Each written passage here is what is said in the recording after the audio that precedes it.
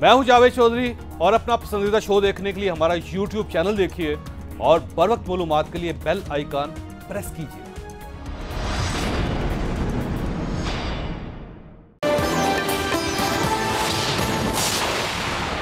वजीर आजम इमरान खान ने फिर सियासी मुखालफिन पर तंज के तीर चला दिए। ट्वीट में कहा, सियासतदान ECL से इतने खौफजदा क्यों हैं? अरकान असेंबली बैरून मुल्क जाने के इतने शौकीन क्यों हैं? लिखा, पाकिस्तान से मोहब्बत करने का दावा तो करते हैं लेकिन बैरून मुल्क दौरे करने के लिए बेचैन रहते हैं।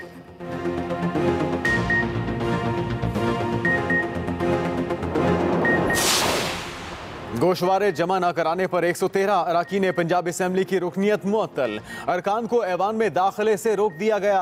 नोटिफिकेशन जारी। डिप्टी स्पीकर सरदार दोस्त मोहम्मद मजारी का भी ऐवान में दाखिला बंद। 10 सूबाई वज़रा, 6 मुआविन खुसूसी और मुशीर भी ऐवान में दाखिल नहीं हो सकेंगे। कोट लखपत जेल में आज मुलाकात का दिन। साबिक वजीर आजम नवाज शरीफ से बेटी मरियम नवाज और दीगर पार्टी रहनुमा मुलाकात करेंगे। रहनुमाओं और कारकुनों की आमद जारी। अमीर मुकाम बोले, इमरान जो एजेंडा लाए वो उसे पूरा करने में नाकाम रहे। इखलाकी तौर पर अब इमरान खान को हुक्मरान रहने का कोई हक नहीं। अगर यही ड्राइवर गाड़ी चलाता रहा तो खदशा है कि गाड़ी खड्डे में ना गिर जाए। साबिक वजीर आजम यूसुफ रजा गिलानी के बेटे अब्दुल कादिर और अली हैदर गिलानी भी मुलाकात के लिए पहुंचे।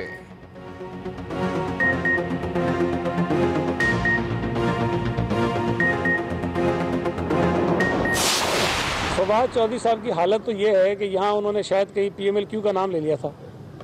वहाँ से एक ट्वीट आया तो उन्होंने माफ़ी मांग ली और वहाँ से फिर यूटर्न मारा कि मैंने ये नहीं कहा था, मैंने ये कहा था। जिस आदमी की इतनी हैसियत हो, आप उससे तवक्को करें कि वो आएगा और सूबा सिंध की एक ऐसी हुकूमत जो मुस्तहकम है, जिसके पास वाज़ेह अक्सरियत है, वो जो है वो गिरा के चला जाएगा। वज़ीर बल्दियात सिंध सईद गनी के भी वार कहते हैं ये नाअहल हैं, इनको मुल्क चलाना नहीं आता। अलीमा खान और इमरान खान के लिए खास सिलाई मशीनें बनी हैं जो पैसे देती हैं। बोले, गवर्नर सिंध आइन के दायरे में काम करेंगे तो हम उनका साथ देंगे। वफाकी वज़ीर इत्तलात को इतना भी मालूम नहीं कि सेनेट में इमरान को बिजनेस क्लास के टिकट मिलते हैं।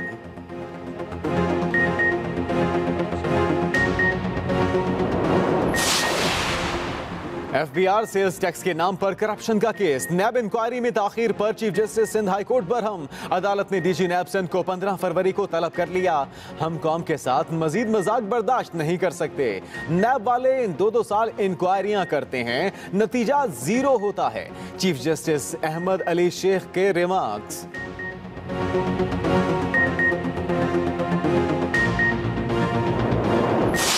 चोरों की हुकूमत है, ये लुटेरों की हुकूमत है। इन्हीं ने GIT में साबित हो गया। 172 में से 2 नाम हट भी जाएंगे, 170 नाम हैं। और पापा और फुप्पो तो फंसे ही फंसे और पप्पू की भी बारी आएगी जैसे ये नैब की इन्वेस्टिगेशन मुकम्मल होगी। सिंध असेंबली का इजलास बगैर कार्रवाई मुलतवी करने पर अपोजिशन अरकान बरस पड़े। अपोजिशन लीडर फिरदौस शमीन नकवी कहते हैं कि कोरम पूरा ना होने पर इजलास मुलतवी करना रिवायात के खिलाफ है। ये चोरों और लुटेरों की हुकूमत है। बिलावल भुट्टो और मुराद अली शाह के खिलाफ सबूत हैं। अब इनकी बारी आ चुकी, इन्हें जेल जाना पड़ेगा। मुस्लिम लीग फंक्शनल की रहनुमा नुसरत सहर अब्बासी को भी तनकीद। कहती हैं कोरम पूरा करना हुक्मरान जमात की जिम्मेदारी है। कौम के टैक्स का पैसा इनकी अय्याशियों पर जा रहा है।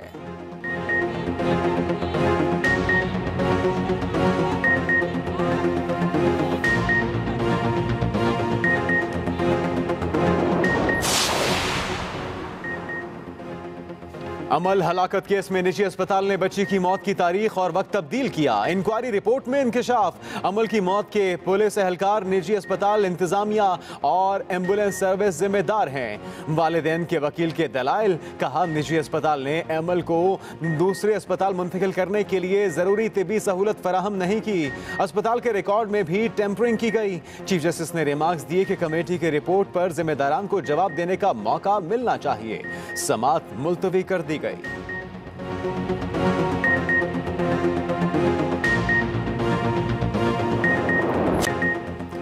मुल्क भर में शदीद सर्दी की लहर बरकरार। सकरदू में -14, कालाम -6, चित्राल, गिलगित और मरी में पारा -2 रिकॉर्ड। इस्लामाबाद, क्वेटा में 1, लाहौर और पेशावर में दर्जा हरारत 4 रिकॉर्ड किया गया। लाहौर समेत पंजाब के कई शहरों में धुंध का राज। हद्दे निगाह कम होने पर मोटरवे और कौमी शाहराएं भी धुंध में गुम रहीं। शिमाली इलाकों में बर्फ ही बर्फ।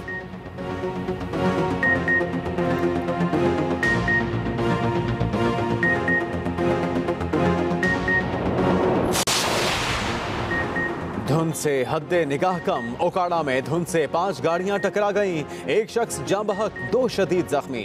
पाकपतन रोड पर एम्बुलेंस और ट्रेलर में तसादुम। 4 खवातीन और बच्चे समेत 6 अफराद जख्मी हो गए। शेखुपुरा में कैरी डब्बे की बस से टक्कर, 2 अफराद जाँ बहक। बूरेवाला में बस और डंपर में तसादुम, 16 तालिबात जख्मी हो गए। लाहौर अजायब घर के बाहर अजीबुल खलकत मुजस्मे का मामला अदालत पहुंच गया। लाहौर हाई कोर्ट में समात। मुजस्मे से अजायब घर की तारीखी और सकाफती अहमियत को नुकसान हो रहा है, दरखास्त गुजार का मौक़िफ़। अदालत ने पंजाब हुकूमत और डायरेक्टर म्यूजियम को नोटिस जारी करते हुए जवाब तलब कर लिया।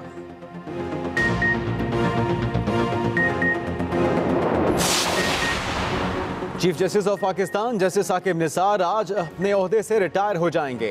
बतौर चीफ जस्टिस उन्होंने मुतादिद अज खुद नोटिस लिए। नामजद chief justice justice Asif Saeed Khosa कल 18 जनवरी को हल्फ उठाएंगे। तकरीब हल्फ बर्दारी ऐवान सदर में होगी। वजीर आजम और चेयरमैन सेनेट को दावतनामे भेज दिए गए।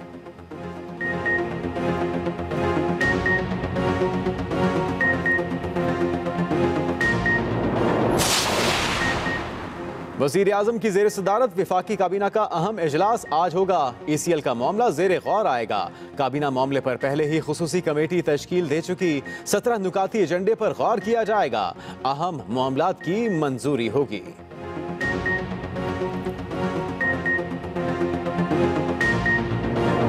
इन पर तंज के तीर चला दिए। ट्वीट में कहा, सियासतदान ECL से इतने खौफजदा क्यों हैं? सियासतदानों के हवाले से यह सवाल उठाया गया। इमरान खान की जानिब से ट्वीट में वजीर आजम इमरान खान ने कहा कि अरकान असेंबली बैरून मुल्क जाने के इतने शौकीन क्यों हैं। उन्होंने यह भी पूछा कि पाकिस्तान से मोहब्बत करने का दावा तो करते हैं, लेकिन बैरून मुल्क दौरे करने के लिए बेचैन रहते हैं। यह कहना है वजीर आजम इमरान खान का। मुखालफिन पर तंज के तीर चलाए गए हैं। अपनी ट्वीट के जरिए सियासतदान ECL से नाम आ जाने पर इतने खौफजदा क्यों हैं, अरकान असेंबली बैरून मुल्क जाने के इतने शौकीन क्यों हैं, यह सवाल किया गया है वजीर आजम की जानिब से। अपने मुखालफिन से कहा, पाकिस्तान से मोहब्बत का दावा तो करते हैं, लेकिन बैरून मुल्क दौरे करने के इतने शौकीन क्यों हैं। चेयरमैन पीपल्स पार्टी बिलावल भुट्टो का वजीर आजम के ट्वीट पर रद्द अमल। कहा, मुंतखब वजीर आजम इंसानी हुकूक और आज़ादी की तहरीक के तस्वुर को नहीं समझते। मुज़िका खेज बात तो यह है कि ECL में महज अपोजिशन लीडर्स का नाम है। मुंतखब वज़ीर आज़म इंसानी हुकूक और आज़ादी को नहीं समझते। साथ में यह भी कहा कि मुज़िका खेज बात तो यह है कि ECL में महज अपोजिशन लीडर्स का नाम है। हुकूमती अरकान बैरून मुल्क दौरों में मसरूफ हैं। बैरून मुल्क दौरे करने वालों में वज़ीर आज़म भी शामिल हैं। यह कहा चेयरमैन पीपल्स पार्टी ने। उन्होंने यह भी कहा अपने ट्वीट में जवाब देते हुए वज़ीर आज़म इमरान खान को कि वज़ीर आज़म ने हुकूमत मिलने पर पहले 6 माह बैरून मुल्क दौरा न करने का दावा किया था। आगे बढ़ेंगे पंजाब असेंबली से खबर, जहां पे इलेक्शन कमीशन में गोशवारे जमा न कराने का मामला। पंजाब असेंबली के कस्टोडियन डेप्यूटी स्पीकर सरदार दोस्त मोहम्मद मजारी के लिए ही ऐवान में दाखिला बंद कर दिया गया। गोशवारे जमा न कराने पर पंजाब असेंबली के 113 अरकान का ऐवान में दाखिला बंद किया गया है। मियां असलम हमारे नुमाइंदे, उनसे तफसीलात जानते हैं। मियां असलम, आज किस किस रुकन को आने पर रोका गया और कुल तादाद कितनी है जिन्होंने गोशवारे जमा नहीं कराए? जी बिल्कुल, पंजाब असेंबली में जो इलेक्शन कमीशन में गोशवारे जमा ना करवाने वाले हैं 113 अरकान असेंबली हैं जिनके दाखिले पर आज पाबंदी लगाई गई है। और हैरत अंगेज बात यह है कि इसमें custodian of the house deputy speaker Punjab assembly Sardar Dost Mohammad Mazari भी शामिल हैं, जबकि इसके अलावा 10 सूबाई वज़रा जो हैं वो भी इस का शामिल हक में हैं, जिसमें रिजवान हैं, अम्मार, यासिर हैं, शुजात नवाज, एहसानुल हक, बासमा चौधरी। ये सब के दाखिले पर जो है वो पाबंदी आयद की गई है। मजमूई तौर पर जो है वो तहरीक इंसाफ के 59 अरकान असम्बली, मुस्लिम लीग नून के 45 अरकान असम्बली, मुस्लिम लीग काफ के 5 अरकान असम्बली और राह हक पार्टी का 1 रुकन असम्बली और 2 आज़ाद अरकान हैं जिनके दाखिले पर जो है वो पाबंदी लगाई गई है। और इलेक्शन कमीशन का कहना है कि जब तक ये अरकान जो हैं ये अपने गोशवारे जमा नहीं करवाएंगे, इनके पंजाब असम्बली के ऐवान में दाखिले पर पाबंदी आयद रहेगी। जितने भी सिक्योरिटी अहलकार हैं उनको लिस्टें फराहम कर दी गई हैं और डिप्टी स्पीकर समेत जो भी रुकन असम्बली अंदर आएगा उसे दाखिले से रोक दिया जाएगा। और इसके बाद भी अगर गोशवारे जमा नहीं कराए जाते तो फिर क्या कार्रवाई हो सकती है अरकान के खिलाफ? जी, इलेक्शन कमीशन के कवायद के मुताबिक गोशवारे जमा कराना जरूरी है। जब तक ये गोशवारे जमा नहीं करवाएंगे इनकी रुकनीयत जो है वो मुअत्तल रहेगी। अलबत्ता जैसे ही ये गोशवारे जमा करवाएंगे उसके साथ ही इलेक्शन कमीशन की जानिब से नोटिफिकेशन होगा और रुकनीयत बहाल कर दी जाएगी। बहुत शुक्रिया आपका मियां असलम। और कोट लखपत जेल में नवाज शरीफ से आज मुलाकात का दिन है। नवाज शरीफ से मरियम नवाज और हमजा शहबाज समेत अहले खाना के दीगर अफराद मुलाकात करेंगे। यूसुफ रजा गिलानी के बेटे भी आज पहुंचे मुलाकात के लिए। कोट लखपत जेल में नवाज शरीफ से आज मुलाकात का दिन है। नवाज शरीफ से उनकी बेटी मरियम नवाज, हमजा शहबाज समेत अहले खाना के दीगर अफराद भी मुलाकात करेंगे, जबकि यूसुफ रजा गिलानी के बेटे अब्दुल कादिर गिलानी और अली हैदर गिलानी भी मुलाकात के लिए पहुंच गए हैं। परवेज रशीद, मुशाहिदुल्लाह खान, आसिफ किरमानी समेत सीनियर रहनुमा भी मुलाकात के लिए पहुंचे। और इसके अलावा कोट लखपत जेल में आज साबिक वजीर आजम से मुलाकात का दिन है और रहनुमाओं की आमद का सिलसिला भी जारी है। लाहौर में मीडिया से बात करते हुए मुस्लिम लीग नून के रहनुमा अमीर मुकाम कहते हैं कि इमरान खान का जो मंशूर था उस पर उन्होंने यू टर्न ले लिया। इमरान जो एजेंडा लाए थे उसे पूरा करने में नाकाम रहे। इमरान नियाजी साहब जिस तरह है, और चलो अगर एक लम्हे के लिए मैं ठीक भी मानो कि आवाम ने उसको वोट दिया और मैंडेट लेकर आए, तो जिन शराइत पर जो उसकी मंशूर थी वही मंशूर तो उसने खुद ख़त्म कर दी और उस पर यू टर्न लिया।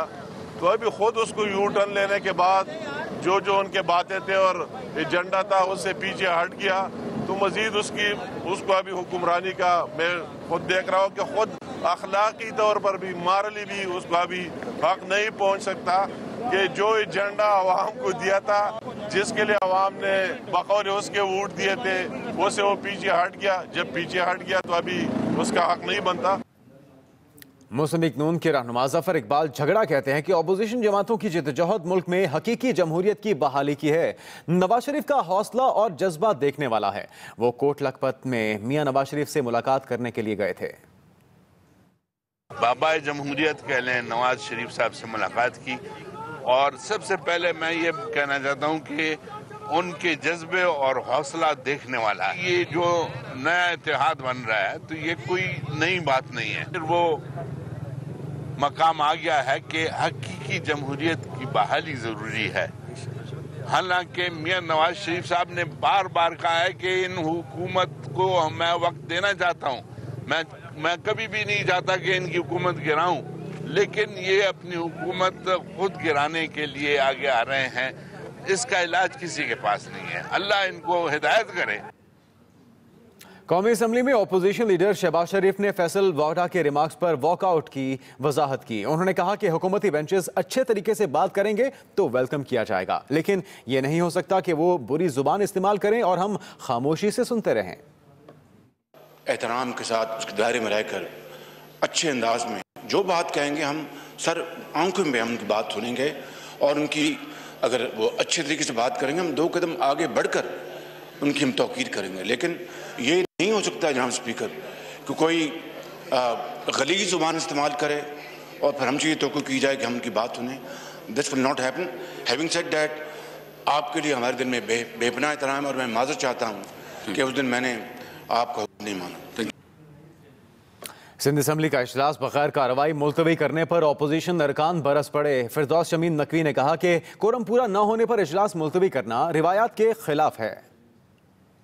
सिंध असम्बली में से हुकूमती पार्टी ट्रेजरी बेंचेस के 42 लोगों को इस वक्त असम्बली में दाखिल ना होने का order election commission of Pakistan ने दिया। जिस तरह आपने पूरे शहर कराची का और पूरे अंदरूनी सिंध का बेड़ा गर्क किया है, इसी तरह आपने पानी के निज़ाम का भी बेड़ा गर्क किया है। ये चोरों की हुकूमत है, ये लुटेरों की हुकूमत है। इन्हीं ने जीआईटी में साबित हो गया। 172 में से 2 नाम हट भी जाएंगे, 170 नाम हैं। और पापा और फुप्पो तो फंसे ही फंसे, और पप्पू की भी बारी आएगी जैसे ये नैब की इन्वेस्टिगेशन मुकम्मल होगी। इससे के जो सबूत जीआईटी में लिखे हैं मुराद अली शाह के ऊपर भी और बिलावल के ऊपर भी, ये दोनों नहीं बच सकते। वज़ीर बल्दियात सिंध सईद गनी कहते हैं कि अलीमा खान और इमरान खान के लिए खास सिलाई मशीनें बनी हैं जो पैसे देती हैं। कराची में मीडिया से गुफ्तगू करते हुए कहा कि गवर्नर सिंध आइन के दायरे में काम करेंगे तो हम उनका साथ देंगे। फवाद चौधरी साहब की हालत तो ये है कि यहाँ उन्होंने शायद कहीं PMLQ का नाम ले लिया था, वहाँ से एक ट्वीट आया तो उन्होंने माफ़ी मांग ली और वहाँ से फिर यूटर्न मारा कि मैंने ये नहीं कहा था, मैंने ये कहा था। जिस आदमी की इतनी हैसियत हो आप उससे तवक्को करें कि वो आएगा और सुबह सिंध की एक ऐसी हुकूमत जो मुस्तहकम है, जिसके पास वाज़ेह अक्सरियत है, वो जो है वो गिरा के चला जाएगा। अलीमा खान साहिबा ने जो जायदाद बनाई है, जो ज़कात खैरात और चंदे के पैसे उन्होंने हासिल किए, वसूल किए लोगों से हॉस्पिटल चलाने के लिए, यूनिवर्सिटी बनाने के लिए, उससे खान साहब ने बेनामी जो है वो जायदादें बनाई हैं अपनी बहन के नाम पे, उसकी तहकीकात होनी चाहिए। और अहम खबर है, अमल हलाकत केस में निजी अस्पताल ने बच्चे की मौत की तारीख और वक्त को तब्दील किया। इंक्वायरी रिपोर्ट में यह इंकशाफ हुआ है। अमल की मौत के पुलिस एहलकार निजी अस्पताल इंतजामिया और एम्बुलेंस सर्विस जिम्मेदार हैं। अमल हलाकत केस जिसमें निजी अस्पताल ने बच्चे की मौत की तारीख और वक्त को तब्दील किया, इंक्वायरी रिपोर्ट में यह इंकशाफ हुआ है। अमल की मौत के पुलिस एहलकार, निजी अस्पताल इंतजामिया और एम्बुलेंस सर्विस भी जिम्मेदार हैं। अमल के दूसरे अस्पताल मुंतकिल करने के लिए जरूरी तिबी सहूलत फराहम नहीं की गई। इसी हवाले से मजीद तफसीलात क्या हैं जानेंगे अपने नुमाइंदे अकील अफजल से। अकील बताएगा कि मजीद क्या हकायक सामने आए। जी बिल्कुल, अमल के मौत के हवाले से जो तहकीकाती रिपोर्ट थी वो सुप्रीम कोर्ट ऑफ पाकिस्तान में जमा करवा दी गई, जिसके मुताबिक उसकी वालिदैन का अदालत ने ये कहना था कि अमल की हलाकत के पुलिस एहलकार निजी हॉस्पिटल इंतजामिया, ambulance service, health care commission अमल की हलाकत के जिम्मेदार हैं। तो जिस पर चीफ जस्टिस ऑफ पाकिस्तान ने कहा कि रिपोर्ट की कापी जिम्मेदारान जिनके हवाले से रिपोर्ट में तयन किया गया है कि वो जिम्मेदारान को रिपोर्ट की कापी फराहम की जाए और उनसे 10 दिनों में जवाब तलब किया जाए। जिसके बाद अदालत ने 10 दिनों के लिए समाअत मुलतवी की। ताहम इस केस की समाअत के दौरान चीफ जस्टिस का अमल के वालिदैन से ये कहना था कि माजरत ख्वाह हूं कि ये केस नहीं निपटा सका। अदालत जिस पर उनकी वालिदा ने कहा कि अदालत के अपने इक़दामात से हमारा हौसला बढ़ा। अदालती कमेटी की इंक्वायरी पर भी मशकूर हैं, अदालत और बेंच के मशकूर हैं। ताहम चीफ जस्टिस ऑफ पाकिस्तान का कहना था कि हौसला क्या बढ़ेगा, बच्ची के जाने से तो हौसला ही खत्म हो गया। बदकिस्मत वाक़े पर बहुत ज्यादा अफसोस है। ताहम अदालत ने इस केस की समाअत 10 रोज के लिए मुलतवी कर दी। जी बहुत शुक्रिया आपका अकील। और अभी आपको ले चलेंगे तर्जुमान दफ्तर खारजा, इस वक्त गुफ्तगू कर रहे हैं।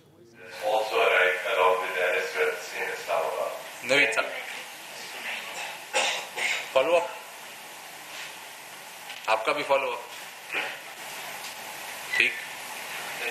सर ये बताइएगा कि क्या वजूहात हैं, 2 मरतबा उनकी आमद ताखीर का शिकार हुई और आज इलाके को पहुंच चुके हैं, उनका एजेंडा भी और एक मीडिया रिपोर्ट भी है कि तालिबान के साथ लीडरशिप है, कोई नुमाइंदों के साथ की रवा हफ्ते इस्लामाबाद में मुलाकातें या मुलाकात मुतवक्को है। इस बारे में आप कमेंट्स कीजिए।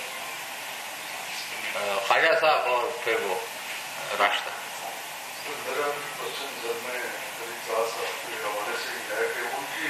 एजेंडे पर क्या होगा सर, और इस दफा जो अमेरिका की जो ख्वाहिशात है, मतलब जैसे वकील साहब ने कहा पाकिस्तान के अंदर जो हुकूमत और तालिबान के मामला हैं, उस हवाले से क्या ख्वाहिशात हो सकती अमेरिका रास्ता ऐसी मांग फिदा साहब। अच्छा सर, के हवाले से क्वेश्चन चालू कि उनके विजिट को बार-बार रीशेड्यूल किया गया, क्या फॉरेन ऑफिस को। और अभी आपको कराची लिए चलेंगे। मुशीर इत्तलात सिंध मुर्तज़ा वहाब मीडिया से गुफ्तगू कर रहे हैं। वो बेखबर नज़र आती है, एक ऐसी वफाकी हुकूमत जिसको कोई अंदाज़ा नहीं है कि पाकिस्तान की आवाम के क्या ज़मीनी हक़ाइक़ हैं, पाकिस्तान की मईशत के क्या ज़मीनी हक़ाइक़ हैं। वो अपनी बयानबाजी के लिए, अपनी सियासी पॉइंट स्कोरिंग के लिए आते हैं, बड़ी बड़ी बातें करते हैं और फिर चले जाते हैं। आखिर में नुकसान पाकिस्तान की मईशत को, पाकिस्तान की गरीब आवाम को, हम सबको हो रहा है। स्कोरिंग के लिए आते हैं, बड़ी बड़ी बातें करते हैं और फिर चले जाते हैं। आखिर में नुकसान पाकिस्तान की मईशत को, पाकिस्तान की गरीब आवाम को, हम सबको हो रहा है। हमारे इस मौक़िफ़ की तायीद कल स्टेट बैंक ऑफ पाकिस्तान की रिपोर्ट ने भी कर दी है, जिसने इस बात को कंफर्म किया है कि पिछले 6 माह के अंदर जो फॉरेन डायरेक्ट इन्वेस्टमेंट पाकिस्तान आती थी उसको कंपैरेटिवली पिछले साल के मुकाबले में 77% की कमी हुई है। 77%। ये कोई ऑपोजिशन जमात नहीं कह रही है, कोई सियासी हरीफ नहीं कह रहा, कोई पॉलिटिकल पॉइंट स्कोरिंग के लिए नहीं कह रहा, ये स्टेट बैंक की रिपोर्ट कहती है। और ये रिपोर्ट इसलिए इम्पॉर्टेंट है कि पाकिस्तान आज उस दौर से गुजर रहा है जब हमें ज़र मुबादला की सख्त ज़रूरत है। हमें एक ऐसी वफाकी हुकूमत की ज़रूरत है जो कि फ़ॉरेन इन्वेस्टर को इनकरेज कर सके ताकि वो सरमाया पाकिस्तान में लगाएं, पाकिस्तान की मईशत में डॉलर्स आ सके और पाकिस्तान अपने balance of trade, balance of payment, trade deficit को बेहतर तरीके से मीट कर सके। लेकिन मुझे अफसोस के साथ कहना पड़ता है कि इस नाकाम हुकूमत की पॉलिसीज़ की वजह से पाकिस्तान के अंदर माजी के मुकाबले में 77%, 77% फॉरेन इन्वेस्टमेंट की कमी आई है। इसका हिसाब कौन देगा? ये सवाल मैं समझता हूँ सारी पाकिस्तानी कौम पूछने पर हक बजाने पे। दूसरी इम्पॉर्टेंट तफसील जो कि स्टेट बैंक ऑफ पाकिस्तान की रिपोर्ट में कंफर्म की गई है, और आप सबको इस बात को याद होगा कि हम तमाम लोग अपनी गुफ्तगू में, प्रेस टॉक में, टीवी प्रोग्राम्स में कहते थे कि इस हुकूमत ने चूँकि कोई वाज़ेह मुआशी पॉलिसी नहीं दी, कोई क्लैरिटी के साथ अपनी मॉनेटरी पॉलिसी नहीं दी, उसकी वजह से जो इन्वेस्टर था, हमारा स्टॉक मार्केट था, वो भी परेशानी का शिकार है और वो अपनी इन्वेस्टमेंट को स्टॉक मार्केट से बाहर निकाल रहा है। स्टेट बैंक की जो कल की रिपोर्ट है उसने इस बात की भी तायीद की है कि पिछले अरसे में तकरीबन $3.25 अरब स्टॉक मार्केट से निकाले जा चुके हैं। $3.25 अरब। मैं सवाल पूछता हूँ कि जो $3.25 अरब स्टॉक मार्केट से निकले हैं, इसका नुकसान जो छोटे इन्वेस्टर को हुआ है, इसका नुकसान जो पाकिस्तान की मईशत को हुआ है, इसका हिसाब कौन भरेगा? ये बार बार हर चीज़ का इल्ज़ाम अपने सियासी हरीफों को, ऑपोजिशन जमातों को ठहराते हैं, लेकिन पिछले 5 माह में तो ये फरिश्ते हुकूमत कर रहे थे, ये काबिल लोग हुकूमत कर रहे थे जिनको पाकिस्तान की हर परेशानी का पता था, ये पाकिस्तान के हर मसाइल को समझते थे, हर मसाइल का हल इनको पता था। ऐसा क्यों हुआ कि इन अच्छे काम करने वाले साफ़ सुथरे पाकिस्तानियों के दौर में भी 77% फॉरेन इन्वेस्टमेंट में कमी आई और $3.25 अरब का सरमाया स्टॉक मार्केट से निकाला है? इसका मैं समझता हूँ सवाल सारी पाकिस्तानी कौम इस नाकाम हुकूमत से पूछ रही है। मैं हूं नजमुल हसन बाजवा। अपना पसंदीदा शो देखने के लिए हमारा YouTube चैनल सब्सक्राइब करें और बर वक्त मालूमात के लिए बेल आइकॉन प्रेस करें।